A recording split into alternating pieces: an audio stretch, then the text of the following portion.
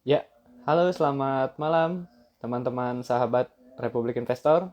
Kita sudah terhubung di live Instagram Republik Investor di malam hari ini seperti yang sudah dijadwalkan semula.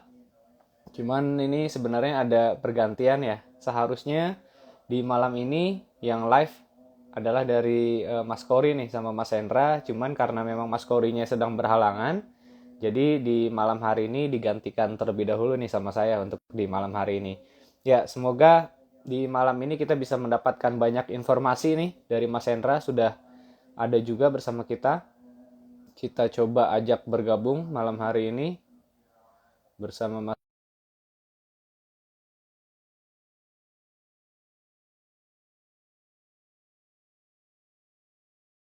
Yang mau dicoba didiskusikan, coba bisa disampaikan saja di kolom komentar. Jadi nanti kita bisa sama-sama mendengarkan penjelasan dari Mas Hendra nih terkait dengan beberapa hal yang mungkin pertanyaan dari sahabat-sahabat Republik Investor ini menarik nih. Jadi bisa sebagai informasi untuk teman-teman yang lain juga. Kita sapa terlebih dahulu nih narasumber kita di malam hari ini, Mas Hendra. Selamat malam, Mas Hendra. Halo, selamat malam Mas Bima. Selamat malam teman-teman Republik Investor semuanya. Suara saya jelas ya? Ya, jelas Mas Hendra.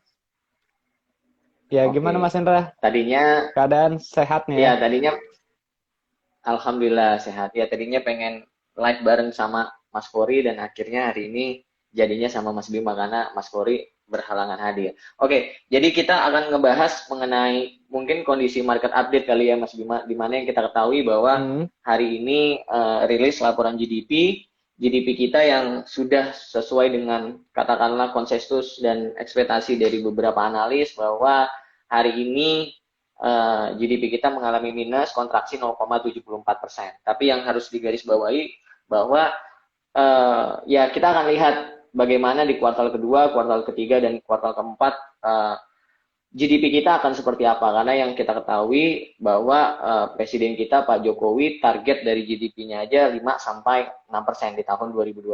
Dan kita berharap uh, pelan tapi pasti stimulus atau relaksasi dari kebijakan-kebijakan ini bisa membuat ekonomi kembali bergairah lagi Mas Bima supaya di kuartal kedua, kuartal ketiga, kuartal keempat ekonomi kita bertumbuh dan kalau misalnya teman-teman Republik Investor melihat harga beberapa uh, harga komoditas katakanlah seperti nikel udah mulai kembali strong lagi katakanlah pada saat itu dia sideways di area 16.000 17.000 dan hari ini kalau misalnya teman-teman perhatikan untuk sektor komoditas nikel aja hari ini udah naik 1,86%, udah break di level 18.000. Begitupun juga timah, oil dan harga batu bara. Jadi kalau misalnya teman-teman lihat harga komoditas ini sudah merespon positif dan kita berharap di mana Indonesia sebagai negara ekspor dari beberapa komoditas kita berharap di sana membantu katakanlah GDP kita dan APBN kita ke depannya supaya ekonomi kita juga kembali pulih gitu sih Mas Bima. Nah, kalau misalnya untuk ya. pergerakan IISG sendiri, kalau misalnya selama 1 bulan terakhir ini teman-teman bisa perhatikan bahwa transaksi indeks kita cenderung secara value mengalami pelemahan uh, value transaksi gitu Mas Bima. Biasanya kita transaksi di atas 15 triliun, 18 triliun, bahkan rata-rata average nggak nyampe 10 triliun karena memang ya masih minimnya sentimen-sentimen dari keadaan makro kita gitu Mas Bima. Nah, kalau misalnya untuk hari ini sendiri ya kita naik 0,20 poin, naik 12 poin di level 5.975 di mana pergerakan harga IHSG sendiri terendahnya di 5.971 dan tertingginya 5.992. Nah, kalau misalnya teman-teman cermati untuk pergerakan dari IHSG sendiri itu ada area gap-nya itu di 5950 sampai 5960. Dan saya berharap untuk IHSG akan kenaikannya akan breakout psikologis 6.000 dan akan coba menyentuh resisten terdekatnya ada di level 6.033. Itu sih Mas Bima itu untuk pergerakan ISG dan beberapa katalis-katalis komoditas yang udah kembali menguat gitu loh Mas Bima. Ya, oke. Terima kasih Mas Hendra. Ini penjelasan yang di awal udah cukup berat nih untuk teman-teman semua. Udah membahas masalah ekonomi, masalah GDP nih Mas Hendra nih. Terus tadi sempat disinggung juga untuk masalah IHSG-nya. Ini sebelum kita lanjutkan, kita sapa kembali Mas Hendra. Sudah bergabung kembali nih. Teman-teman yang lain baru mulai bergabung. Selamat malam semuanya. Sudah pada selesai ya sholat rawehnya. Ya, di malam hari ini sesuai dengan yang sudah diinformasikan, saya kembali ulangi, hari ini kita coba akan diskusi Mas Hendra ya untuk market update di malam hari ini plus tanya jawab. Jadi teman-teman semua yang sudah bergabung silakan bisa menyampaikan pertanyaan di kolom komentar biar kita bisa sama-sama berdiskusi nih bareng-bareng untuk di malam hari ini. Nah, untuk di malam hari ini saya menggantikan Mas Kori nih yang kebetulan lagi berhalangan hadir. Tapi semoga tidak mengurangi nih minat dari teman-teman semua untuk bisa ikut menyaksikan live Instagram kita nih bersama Mas Hendra. Ya, Mas Hendra, ini ada beberapa hal yang menarik ya di hari ini selain daripada GDP dan juga harga nikel ya yang memang kenaikannya luar biasa ya di minggu ini terkait dengan nikel price-nya ya karena memang berturut-turut kalau kita lihat grafiknya naik terus gitu. Itu kurang lebih kalau Mas Hendra perhatikan sama kayak grafik saham zinc gitu, naik terus tiap hari. Nah, terus ada saham yang menarik lagi di hari ini eh, atau di sepekan inilah Mas Hendra, itu saham-saham yang lagi uptrend nih. Itu kayak saham-saham ASA, terus juga ada saham ESA yang memang sebelumnya ini kita nggak terlalu familiar Mas Hendra sama saham-saham ini, tapi cukup banyak yang menanyakan mengenai kedua saham ini. Selain karena kedua saham ini kode sahamnya hampir sama, walaupun sebenarnya secara bisnisnya kalau kita lihat itu berbeda. Nah, mungkin bisa dimulai dari saham ASA dulu Mas Hendra. Ada view apa nih untuk ASA di pekan depan dari Mas Hendra? Oke, kalau misalnya kita ngelihat dari teknikalnya dari saham ASA ya, saham ASA dulu ya. Ya, yang seperti tadi Mas Bima bilang bahwa kondisi dari saham ini memang kecenderungan lagi uptrend. Jadi benar-benar ketahan dengan moving average-nya. Jadi bisa dibilang untuk dimanfaatkan dalam dalam arti yang suka main uptrend itu moving average apalagi memang enak banget. Jadi teman-teman bisa memanfaatkan wave-nya itu ketika misalnya lagi daerah low atau daerah bottom-nya. Nah, kalau misalnya kita ngeliat kondisi hari ini di saham ASA bisa dibilang uh, closing-nya itu di 2050 dan low-nya itu di 2020. Jadi kalau misalnya teman-teman ingin spekulatif buy, sifatnya sebenarnya bisa untuk spekulatif buy teman-teman. Kalau misalnya area stop loss-nya dari teman-teman area beli 2-3% dengan resisten terdekatnya untuk saham ASA itu ada di level 2270, sedangkan price saat ini ada di level 2050. Jadi bisa dibilang memang mantulnya itu dekat dengan area dari moving average-nya Mas Bima. Jadi memang benar-benar sangat menarik untuk saham ASA. Dan yang tadi yang kedua yang Mas Bima bilang itu ada saham ESA, di mana saham ESA hari ini saham ESA sendiri mengalami penguatan. Hari ini mengalami penguatan 354, low-nya 350, high price-nya 364. Mungkin tadi seiring dengan kondisi market yang tadinya sudah up sangat signifikan, terus konsolidasi lagi, jadi sehingga saham ESA closing-nya tidak bisa mencapai high price-nya. Tapi yang menarik kalau misalnya teman-teman perhatikan candle-nya, ini bisa dibilang bullish harami juga dan bisa dibilang mantul pas di area moving average. Jadi untuk dimanfaatkan untuk suka yang main saham yang lagi uptrend, bisa untuk trading cepat untuk saham ESA juga. Ketika misalnya teman-teman beli closing tadi 354, area stop loss-nya 2-3%, teman-teman bisa dengan area terdekatnya untuk saham ESA ini ada di 400. Jadi secara risk to reward masih sangat menarik untuk saham ASA dan saham ESA itu sendiri. Itu sih Mas Bima. Kayaknya Mas Bima punya nih, sama tadi kode apa? Kode saham Zing ya? Enggak kok, nggak punya. Cuman memang dari sisi grafiknya menarik dan banyak yang tanya kebetulan Mas Hendra. Makanya saya coba tanya ke Mas Hendra. Ternyata memang dari view Mas Hendra juga masih positif gitu ya. Nah, ini ada beberapa pertanyaan yang sudah masuk Mas Hendra. Selain daripada ada yang nanya ini untuk saham Antam, Inco, Tins nih dari Pak Hensu nih. Nah, mungkin nanti Mas Hendra bisa sekaligus singgung. Tadi sempat juga ya disinggung untuk harga nikelnya. Plus ini ada yang nanya PNBS juga Mas Hendra. Nah, gimana nih view untuk saham-saham ini Mas Hendra? bahas apa dulu nih? Trio ya, trio. Nah, kalau Trio misalnya dari boleh. Antam Incoterms itu kan sebenarnya sudah dikasih sudut pandang mengenai beberapa valuasi yang dikeluarkan oleh beberapa sekuritas.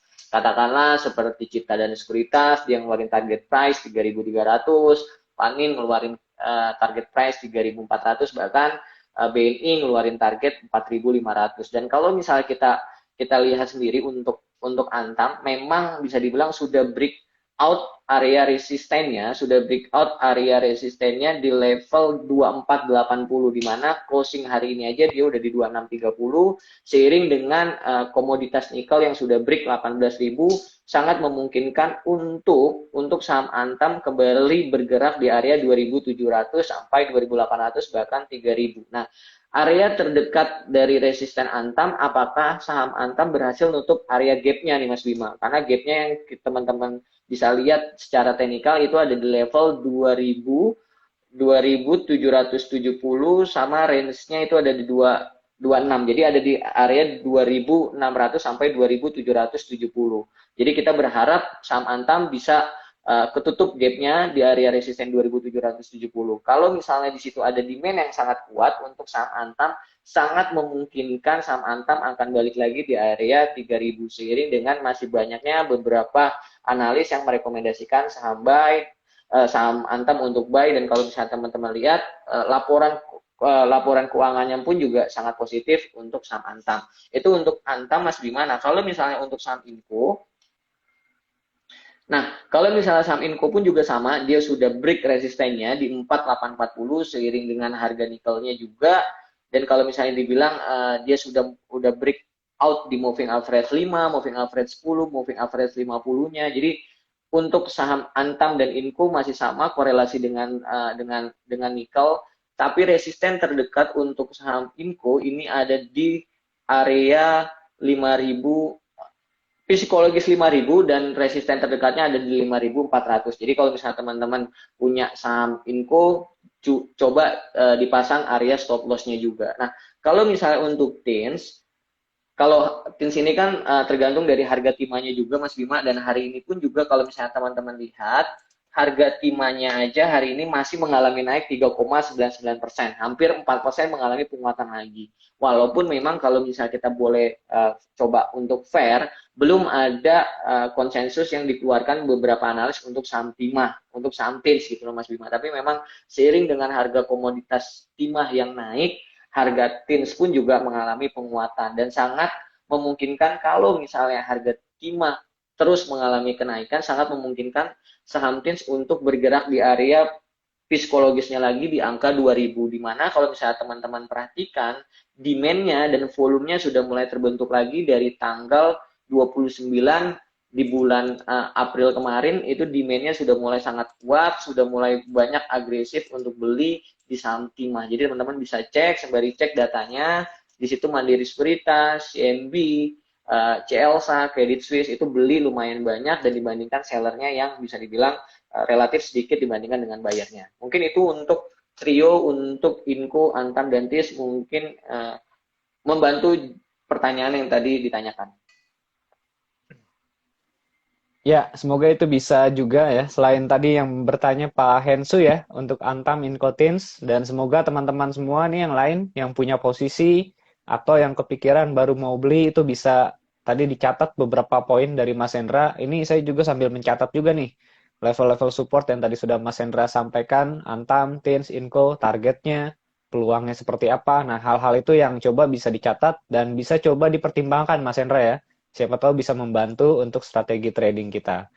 Lalu berikutnya, ini Mas Hendra dari Pak Andi, katanya minta rekomendasi saham. Nah, cuman kita ini akan menjawabnya mungkin di terakhir nih. Sepertinya Mas Hendra juga punya pilihan saham menarik nanti di terakhir ya.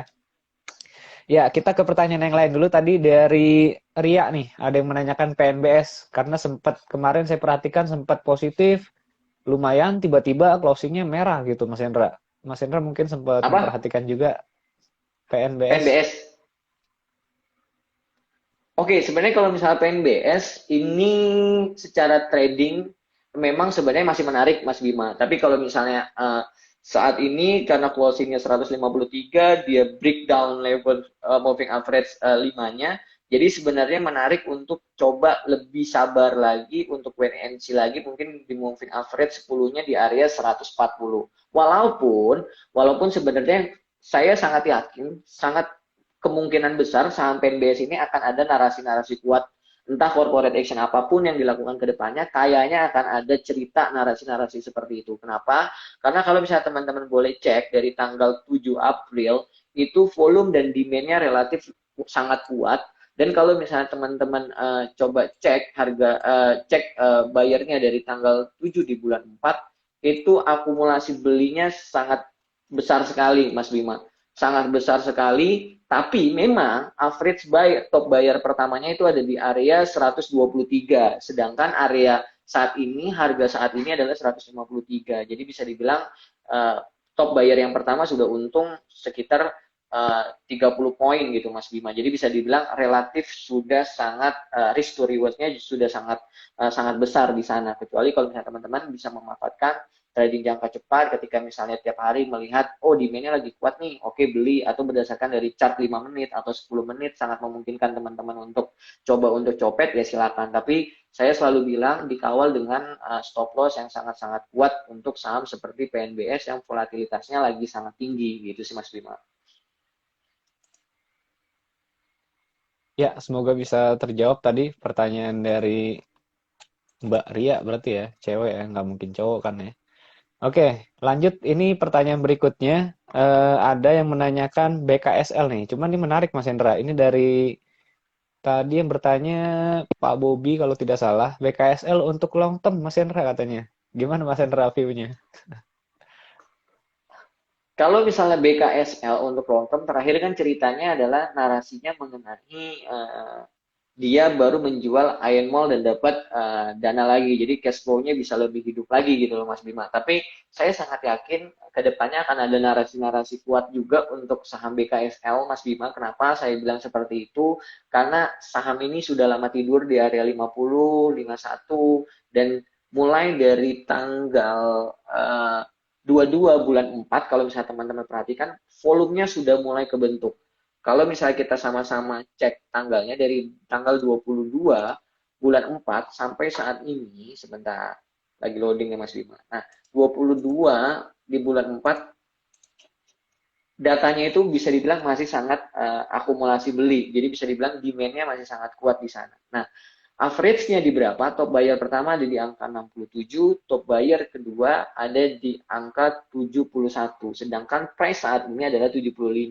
Jadi kalau misalnya teman-teman pengen beli berdasarkan demand atau tape reading-nya, teman-teman bisa beli di area 67 sampai area 71. Itu area dari katakanlah top buyer-nya. Nah, tapi kalau misalnya teman-teman berdasarkan posisi dari analisis teknikal, teman-teman sebenarnya ketika misalnya closing tadi 75 pas katakanlah di moving average 5-nya teman-teman bisa untuk spekulatif buy di sana. Tapi ketika katakanlah teman-teman lebih relatif untuk sabar, teman-teman bisa tunggu pas di moving average 10-nya pas di area 68. Jadi bisa dibilang dekat dengan top buyer pertama, top buyer keduanya di area 68 sampai di area 71 kalau misalnya teman-teman beli. Nah, untuk prospek ceritanya seperti apa nanti narasinya yang akan dibuat ya kita akan tunggu aja nanti akan seperti apa gitu Mas Bima. Ya, oke, menarik ya. Jadi ini lebih kepada untuk short term Mas Hendra ya. Kalau tadi pertanyaannya untuk long term, mungkin nanti harus dilihat lebih jauh lagi Mas Hendra ya tentang laporan keuangannya dan Benar, juga masalah hal lainnya gitu ya, lebih mendalam terkait dengan BKSL ini. Semoga bisa terjawab tadi dari betul. Pak Bobi. Berikutnya ini Mas Hendra, ada yang menanyakan untuk saham ini berkaitan dengan bulan puasa nih, Ali Ramadan namanya. Menanyakan untuk saham bank nih Mas Hendra. Saham Bang Aladin ya. Oke, Iya, sebenarnya untuk saham bank, untuk saham BNBA dan sebagainya yang bisa dibilang saham-saham bank digital yang narasinya dibuat seramai mungkin, bisa dibilang kalau misalnya saya sih, kalau misalnya teman-teman untuk trading dengan posisi saat ini, ya coba bisa dimanfaatkan gitu loh. Tapi kalau misalnya saya sih untuk saham ini kita nggak tahu narasinya akan seperti apa, dalam arti endingnya ceritanya akan seperti apa. Tapi kalau misalnya teman-teman pengen manfaatkan trading pun, sebenarnya dia udah bergerak di bawah area moving average 5 dan moving average 10. Jadi sebenarnya masih masih nggak menarik, masih banyak saham-saham yang bisa dibilang uptrend di atas MA5, MA10 yang bisa untuk ditradingkan gitu Mas Bima. Nah, kalau misalnya untuk narasi-narasi bank, kemungkinan untuk sampai saat ini kayaknya udah mulai sedikit berkurang narasi ceritanya untuk bank digital gitu loh Mas Bima. Karena kalau misalnya kita boleh fair, yang sebagai penggerak dari ISG sendiri untuk sampai saat ini adalah saham-saham komoditas yang menjadi andalan, di mana saham-saham komoditas tersebut korelasinya dengan sektor komoditas yang benar-benar lagi naik-naiknya gitu sih Mas Bima. Jadi kalau misalnya untuk saham bank digital, kalau misalnya teman-teman pengen trading di sana seperti saham bank atau saham BNBA, ya manfaatkan aja, karena kalau misalnya teman-teman perhatikan di sana pasti ada BEKI atau ada MG semesta, ya teman-teman bisa trading beberapa fraksi, mungkin 1 sampai 3 tick atau sampai 4 tick udah nutup fee, ya boleh teman-teman untuk take profit gitu sih. Tapi yang kita perhatikan karena kalau misalnya BEKI atau MG biasanya tradingnya cepat, nah itu juga harus teman-teman kawal juga dengan stop loss yang ketat gitu Mas Bima. Ya, oke. Semoga tadi bisa terjawab cukup detail tadi jawaban dari Mas Hendra. Ini berikutnya berkaitan ya tadi dengan yang disampaikan Mas Hendra terkait dengan indeks mover kita nih. Itu dari komoditas. Nah, ini ada yang menanyakan nih untuk saham Pegas, Adaro. Nah, terutama Adaro ini kalau nggak salah kemarin kan baru bagi dividen ya, cum dividen maksudnya. Jadi hari ini ada penurunan karena dividen yield-nya itu lumayan ya, sekitar 5% kalau nggak salah. Gimana menurut Mas Hendra nih, Pegas sama Adro? Koneksi Bima lagi, Mas Bima lagi nggak stabil.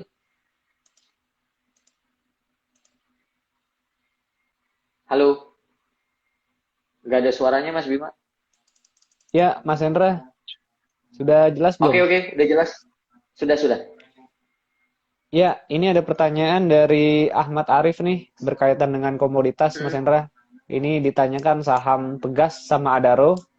Ini terutama hmm, untuk hmm. saham Adaro ya, terutama Adaro karena dia ada pembagian dividen ya, kalau nggak salah cum dividen kemarin. Ya, hari ini. Dividen yield-nya hari ini ya sekitar 5% ya dividen yield-nya.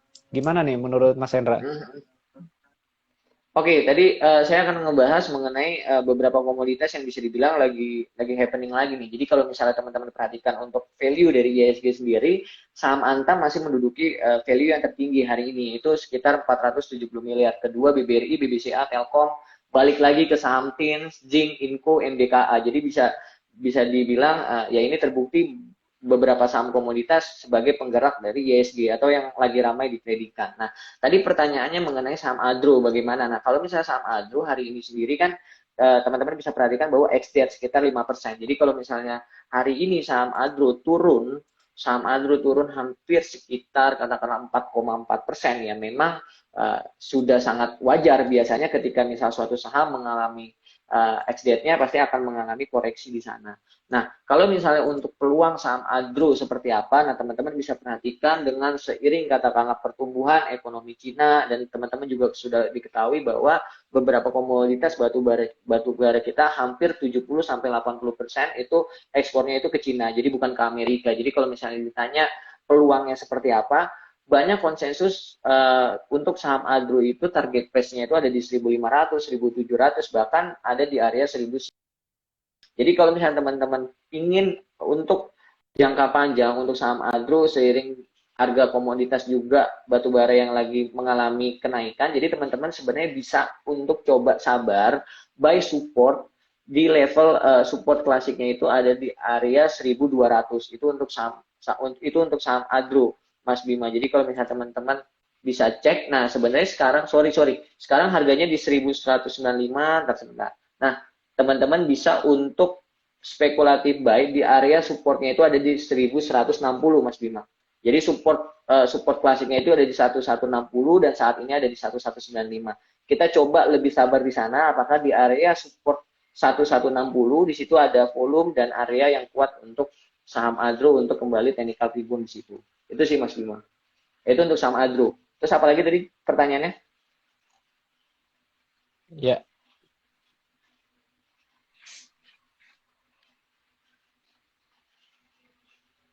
oke. Kita ke pertanyaan berikutnya, Mas Hendra. Tadi semoga sudah cukup jelas ya untuk pertanyaan Pegas dan Adro. Ini ada pertanyaan terkait dengan saham MPPA nih. Ada pertanyaan untuk saham MPPA. Gimana nih menurut Mas Hendra MPPA?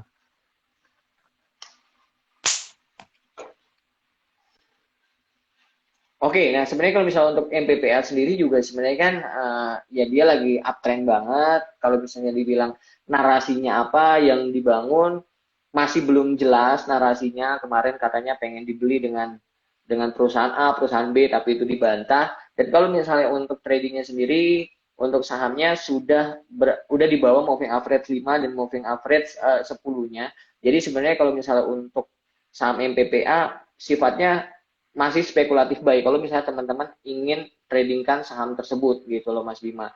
Nah kalau misalnya untuk ada area demand-nya sendiri, jadi kalau misalnya teman-teman belajar area demand zone, itu ada area demand zone-nya itu ada di 640 sampai 695. Jadi kalau misalnya teman-teman pengen sabar, tunggu di area demand-nya di 690 sampai 705 itu bisa. Itu lebih sabar ketika misalnya teman-teman pengen coba beli buy on weakness di area demand zone untuk saham MPPA. Sembari kita ngelihat akan ada narasi-narasi kuat apa untuk saham MPPA ke depannya.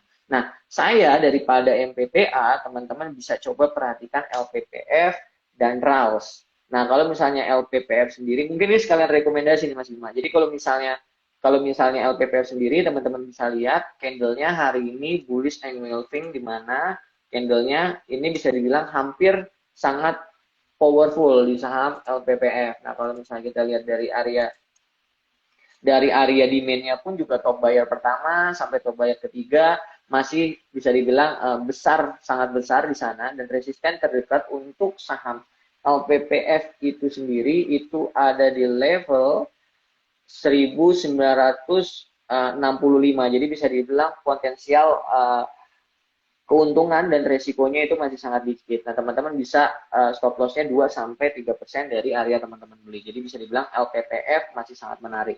Begitupun juga untuk saham RALS Mas Bima gitu. Jadi kalau misalnya teman-teman ingin coba spekulatif buy saham RALS, teman-teman coba antri di 735 atau 745, siapa tahu dikasih, itu menarik. Teman-teman bisa cek datanya. Kita bareng-bareng cek datanya di tanggal 14 bulan April sampai saat ini itu tap readingnya di mana saham RALS sendiri di tanggal 14 bulan 4 sampai saat ini itu top bayarnya itu average-nya di 831 dengan jumlah lot 1,7 juta lot. Jadi average-nya 831, price saat ini 750, berarti dia posisinya saat ini masih rugi sekitar 80 poin. Dan kalau misalnya teman-teman baca berita, Ramayana menyiapkan anggaran buyback hampir sekitar 300 sampai 400 miliar. Apakah ini buyback? Nah, ini pertanyaan. Nanti kita akan buktikan apakah bayarnya masih akan kuat dan nanti ketika misalnya disclosure atau keterbukaan ada cerita apa lagi untuk saham RALS. Itu sih Mas Bima.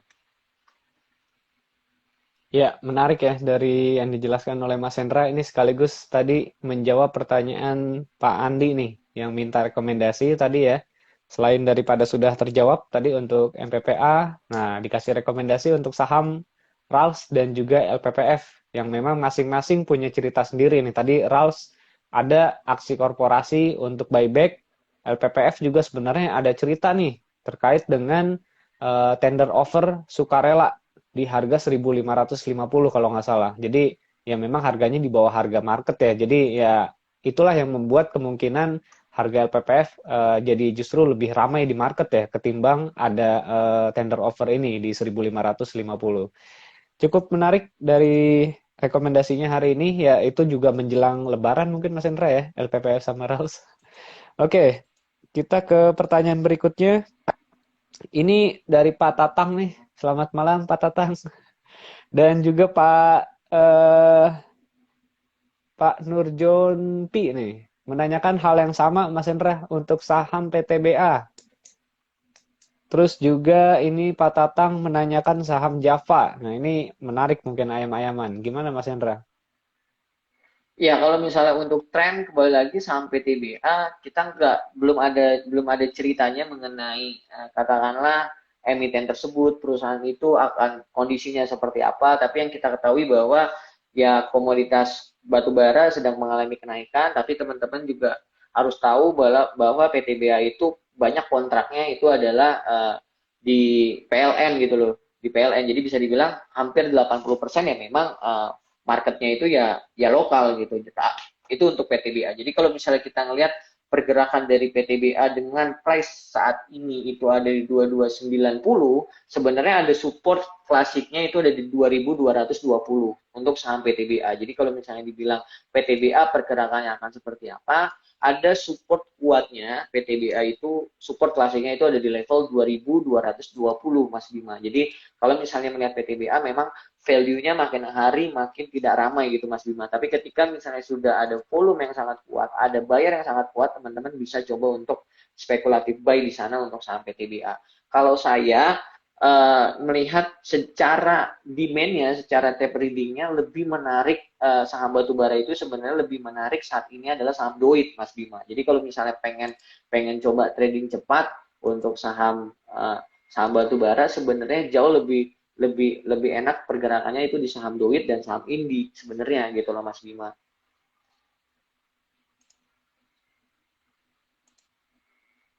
Ya, sudah terjawab tadi ya untuk yang bertanya mengenai PTBA tadi dari Pak Tatang. Satu lagi Mas Hendra, untuk saham Java-nya nih, Boleh. ayam-ayaman. Gimana nih Mas Hendra? Oh, Java ya?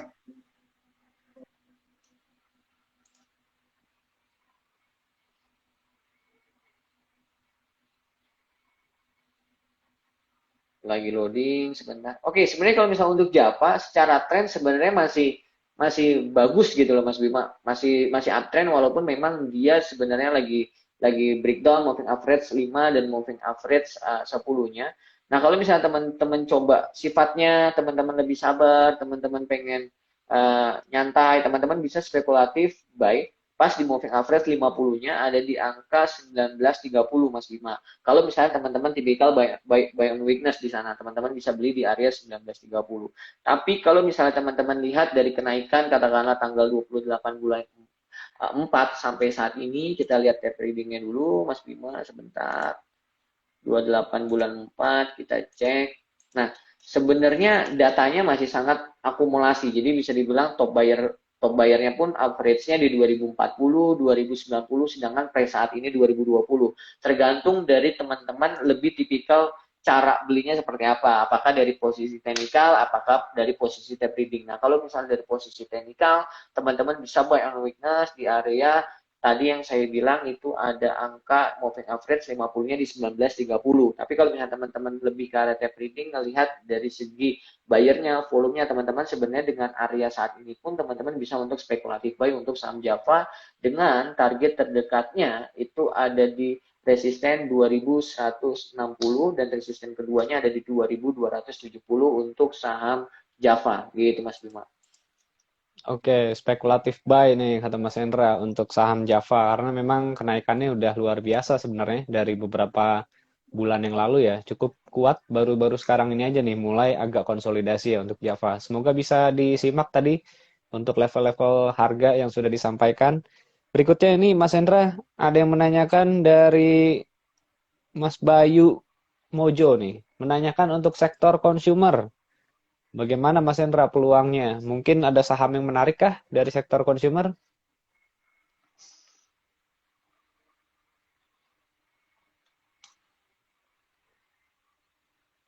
Halo, kedengaran ya? Oke, sebenarnya kalau misalnya dibilang consumer goods seperti apa ya, sebenarnya kalau misalnya kita melihat saat ini kita boleh jujur bahwa transaksi value-nya semakin hari semakin berkurang untuk saham-saham seperti Unilever, Indofood, HMSP gitu. Nah, terus bagaimana kita melihat kondisi saham-saham seperti ini? Nah, kalau misalnya kita melihat saham-saham seperti ini, ketika misalnya teman-teman punya cash, lebih baik untuk katakanlah wait and see dulu. Wait and see dulu, teman-teman siap ketika misalnya dia lagi ada di supportnya, terbentuk volume yang kuat, terbentuk dengan buyer yang kuat, baru teman-teman coba untuk spekulatif masuk. Karena teman-teman harus manfaatkan IHSG itu momen yang benar-benar lagi ramai ditradingkan itu apa gitu. Nah, tadi kan saya selalu bilang boleh jujur bahwa ya beberapa minggu terakhir ya saham-saham komoditas yang bisa dibilang lagi sangat ramai ditransaksikan. Nah, kalau untuk saham consumer goods seperti apa? Seperti Unilever. Nah, teman-teman sebenarnya teman-teman bisa melihat area support kuatnya untuk saham Unilever itu ada di 5.275. Di mana 5.275 ini terjadi pada saat bulan 3 2020 dan ketika misalnya dia sudah sentuh 5.275, dia menguat sampai area 8.800, di mana area ini bisa dibilang area ini terbentuk dalam waktu hanya 2 bulan Mas Bima. Jadi dari bulan 3 2020 sampai bulan 5 dari 5.000 naik ke 8.000. Jadi kan bisa dibilang naiknya sangat signifikan. Nah, tapi teman-teman dengan kondisi yang sabar aja dulu, siapa tahu dengan price harga saat ini 5.775, teman-teman bisa dapat area 5.225. Jadi bisa lebih sabar lagi dari 5.775 ke 5.200. Jadi ada 500 poin teman-teman coba untuk wait and see, jauh lebih sabar lagi untuk saham Unilever. Gitu sih Mas Bima. Itu untuk saham Unilever. Terus juga kalau misalnya saham Indofood bisa dibilang ya ini yang sedang mengalami penguatan gitu loh Mas Bima, tapi dia memang lagi ketahan di moving average 50-nya. Jadi kalau misalnya teman-teman sifatnya pengen spekulatif buy sebenarnya bisa, tapi teman-teman harus melihat kondisi dari volume dan buyer-nya juga gitu, dan dikawal dengan stop loss yang ketat. Karena kalau misalnya melihat Indofood, kalau misalnya dia breakdown dari moving 50-nya, nah ini yang sedikit bahaya gitu loh Mas Bima. Walaupun memang resistennya close sekarang di 6.500, resisten kuatnya itu ada di 6.800 yang beberapa 2 kali dicoba tembus tapi tidak berhasil untuk breakout. Nah, kalau misalnya level 6.800 Indofood ke breakout bisa menjadi support kuat untuk saham Indofood ke depannya gitu Mas Bima. Ya, semoga bisa terjawab tadi. Memang menarik ya tadi yang apa disampaikan Mas Hendra. Jadi kita ngikut aja ke posisi sektor yang memang saat ini sedang ramai ya. Karena memang consumer ini saat ini mungkin bukan menjadi primadona di market. Jadi ada beberapa sektor lain yang lebih menarik ketimbang consumer. Jadi mau tidak mau kita harus tinggalin dulu Unilever. Tadi kita harus tunggu 500 poin lebih murah dulu. Kita juga mungkin harus meninggalkan gudang garam, HMSP, sampai nanti memang momennya mulai kembali nih di consumer. Sekarang kita coba lihat ke sektor yang lain terlebih dahulu. Oke, menarik dari Mas Hendra. Ini ada pertanyaan berikutnya dari Mbak Ria Ye Ye Ye. Mbak Ria Ye Ye Ye. Ini menanyakan SMBR dan juga sektor consumer. Sepertinya, sorry, SMBR dan sektor konstruksi. Ini sepertinya kedua-duanya lagi melemah nih, dua-duanya. Gimana nih menurut Mas Hendra? Ada yang menarik gak nih dari SMBR atau sektor konstruksi saat ini? Oke, yang pertama adalah saya akan bahas mengenai dari kondisi SMBR-nya dulu ya Mas Bima ya.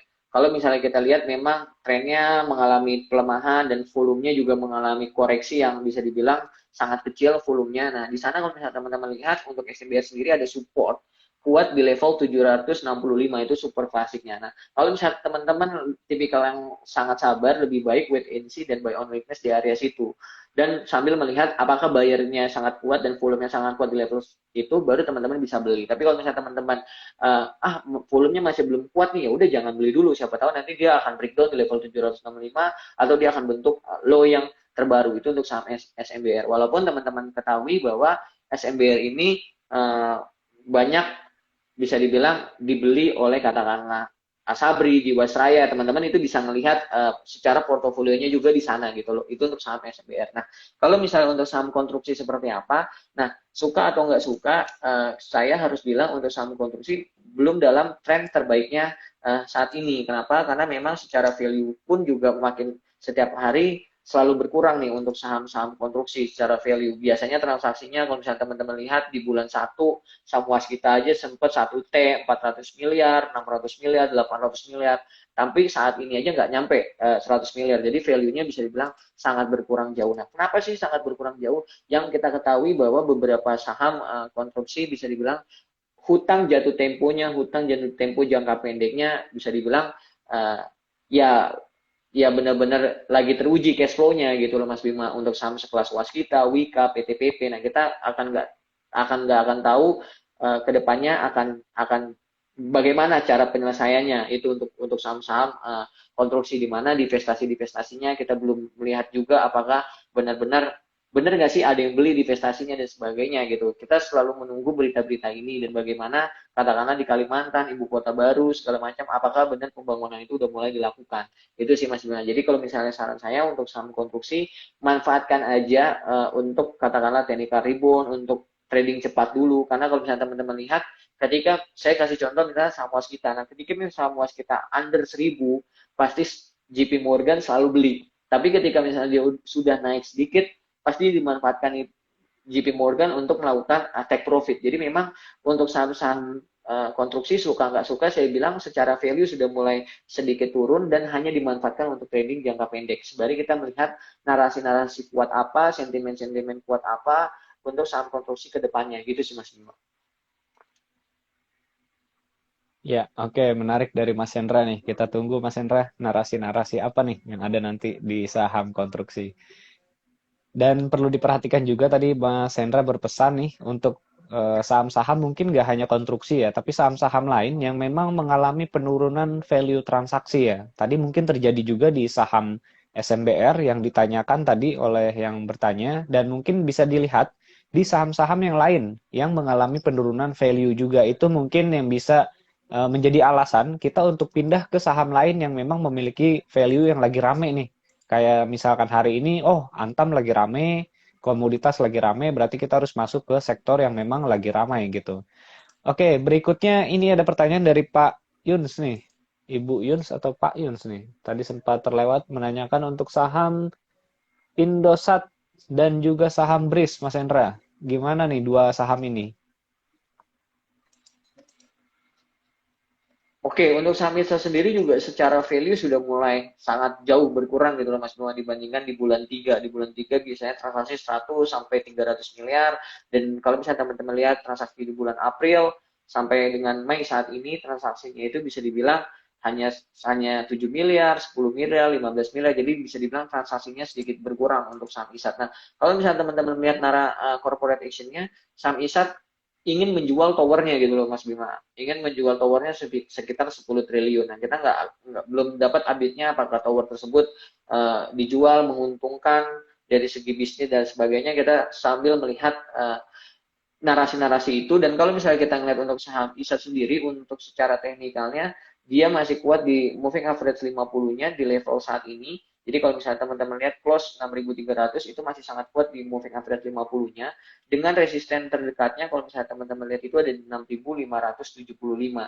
Tapi kalau misalnya dia breakdown dari moving average 50-nya, dia breakdown dari psikologis 6.200 bahkan 6.000, lebih baik teman-teman untuk stop loss aja di sana atau dijual dulu kalau misalnya teman-teman punya di barang atas gitu. Takutnya penurunannya akan jauh lebih dalam. Karena kenapa? Karena saham tersebut dari bulan 12 itu price-nya itu ada di angka 2000, di angka 2200 sampai 2500, dan saat ini price-nya ada di 6300, bahkan tertingginya sempat di 7300. Jadi takutnya ketika mengalami penurunan takutnya jauh lebih dalam. Jadi teman-teman kalau misalnya punya di angka atas, lebih baik stop loss di level saat ini ketika saham tersebut jatuhnya belum sangat dalam gitu Mas Bima. Ya, Itu saham tadi ISAT. yang ya untuk saham BRIS nih Mas Hendra. Oke, kalau misalnya untuk saham BRI sendiri, kalau misalnya teman-teman lihat value hari ini 57 miliar, biasanya transaksinya 42 miliar, 30 miliar, 21 miliar. Jadi kalau misalnya dilihat saham BRIS, teman-teman sifatnya sebenarnya bisa untuk spekulatif buy sih, sifatnya masih spekulatif buy karena hari ini JP Morgan juga lumayan masuknya, tapi memang ada support kuatnya di 2190 untuk saham BRIS. Karena kalau misalnya narasi ceritanya kan untuk saham BRI sendiri akan melakukan red issue. Nah, red issue-nya itu apakah benar-benar skemanya menarik, menguntungkan investor atau tidak? Nah, kita belum tahu juga karena belum ada penyampaian keterbukaan informasinya di sana. Karena saya rasa investor masih wait and see, masih menunggu saham BRIS ini sebenarnya skema dari isunya itu seperti apa Mas Bima. Jadi bisa dibilang transaksinya ya sahamnya masih di sini-sini aja. Pergerakannya 2190 sampai 2300, pergerakannya di sini-sini aja masih sideways. Sedangkan saham Antam yang katakanlah harganya pada saat itu hampir mirip, saham Antam sudah bergerak breakout di 2500 ya karena memang seiring dengan komoditas nikel yang juga mengalami penguatan. Itu sih Mas Bima. Iya, oke, cukup menarik tadi. Semoga terjawab pertanyaan dari Pak Yuns untuk Indosat dan juga BRIS-nya ya. Terus ini dari Jun nih, Mbak Jun. Ada yang menanyakan saham Doit. Tadi Mas Hendra sudah sempat menyinggung ya, ketimbang PTBA lebih baik saham Doit. Nah, ini justru cukup menarik memang saham Doit. Lalu ini ada pertanyaan dari Gita Sonali, Mas Hendra, terkait dengan sektor perbankan nih. Tadi belum ada yang bertanya kayaknya sektor perbankan untuk BBTN, Mas Hendra. Oke, kalau misalnya kita melihat saham BBTN hari ini, itu bisa dibilang ya memang terjadi bullish engulfing di mana technical rebound mantul di area supportnya hari ini. Nah, kalau misalnya teman-teman melihat memang secara data bisa dibilang akumulasi sangat besar Mas Bima. Jadi closingnya BBTN itu di 1645, Macquarie sebagai top buyer pertama itu ada di 1635. Jadi dia baru untung sekitar 10 poin dengan belinya itu 200.000, sedangkan top seller yang pertama 58.000. Jadi sebenarnya hampir 3 kali lipat top bayarnya sangat dominan di saham BBTN. Jadi sebenarnya kalau misalnya tujuan teman-teman untuk trading, saya sangat yakin besok masih banyak beberapa analis teknikal pasti yang akan merekomendasikan buy untuk saham BBTN. Untuk fast trade ya, sifatnya untuk fast trade karena memanfaatkan technical rebound dengan target resistennya ada di angka 1700. Angkanya psikologi di 1700 atau di angka 1705 gitu. Jadi kalau misalnya menanyakan BBTN, yang menarik untuk fast trade, untuk technical rebound. Nah, untuk kedepannya seperti apa, tetap kita melihat narasi-narasi ceritanya, kondisi dari IHSG-nya, terus sama dari corporate action apa yang dilakukan oleh perusahaan BBTN ini. Tapi kalau misalnya dari segi tape reading-nya, memang BBTN sudah bayarnya sudah terbentuk, volumenya sudah terbentuk, dan sudah menarik lah secara tape reading-nya untuk fast trade gitu Mas Bima. Ya, Mas Hendra, ini ada pertanyaan terakhir katanya. Mungkin Mas Hendra sempat perhatikan nggak ini saham ACST? Katanya tadi ada kenaikan. Kenapa nih ada kenaikan? Nah, sempat ada update informasinya gak nih, Mas Hendra, ACST? Saya nggak suka baca berita yang bisa dibilang market cap-nya kecil Mas Bima. Jadi kalau misalnya di bawah 5T pasti saya abaikan itu. Kecuali kalau misalnya teman-teman manfaatkan untuk trading jangka pendek. Jadi kalau misalnya teman-teman lihat ACST ya marketnya cuma 1,8 T.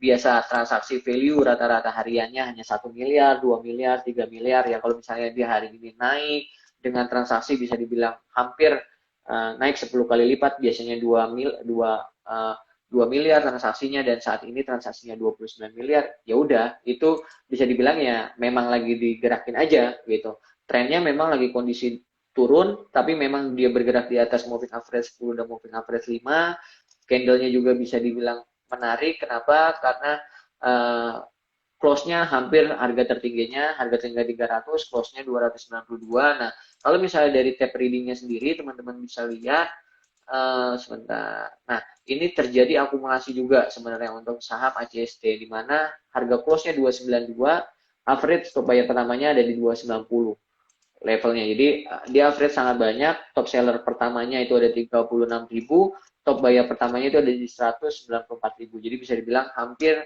7 sampai 8 kali lipat top buyernya jauh lebih besar dibandingkan dengan top seller pertama.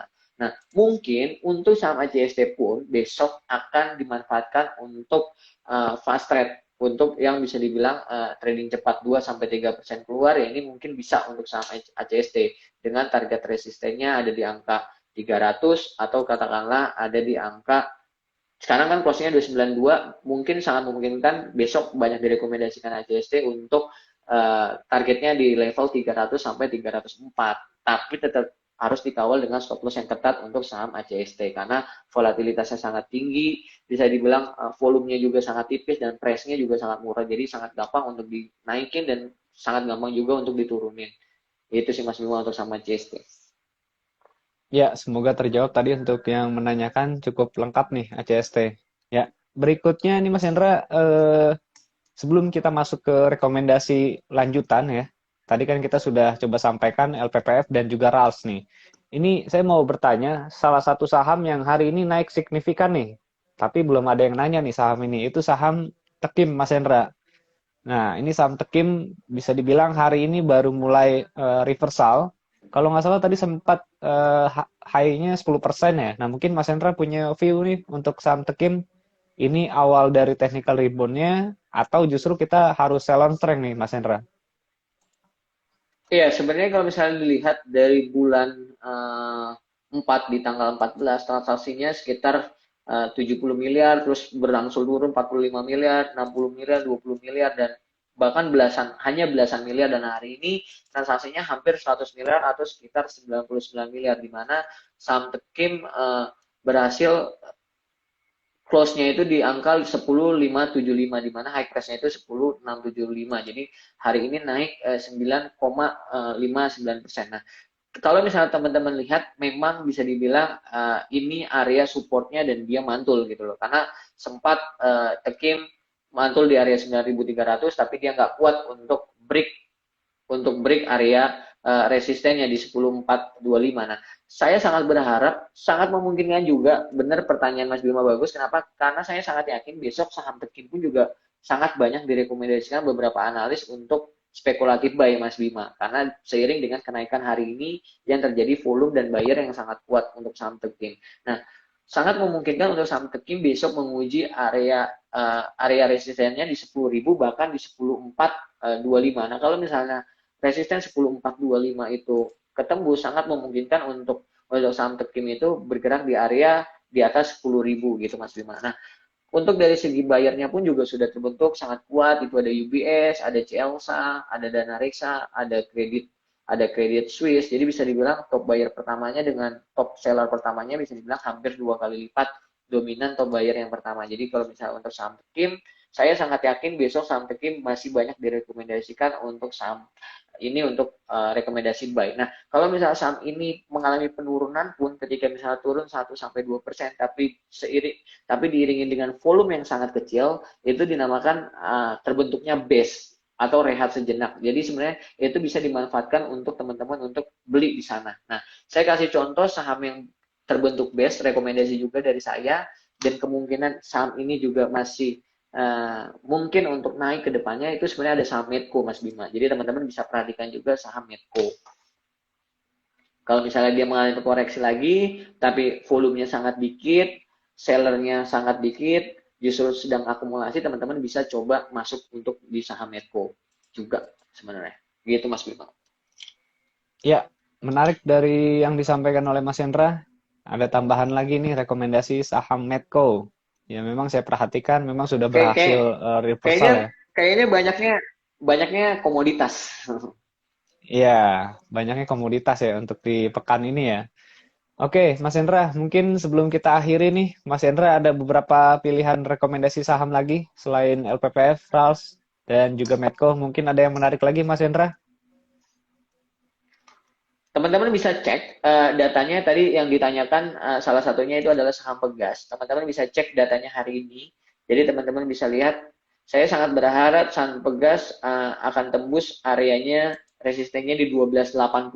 Jadi sempat tadi kena hanya 12.75. Saya sangat berharap beberapa minggu ke depan saham Pegas akan break 12.80, dan 12.80 resisten yang kuat bisa menjadi area dari supportnya untuk saham Pegas. Karena kalau misalnya saya melihat datanya hari ini, teman-teman juga bisa cek datanya. JP Morgan udah beli lumayan banyak.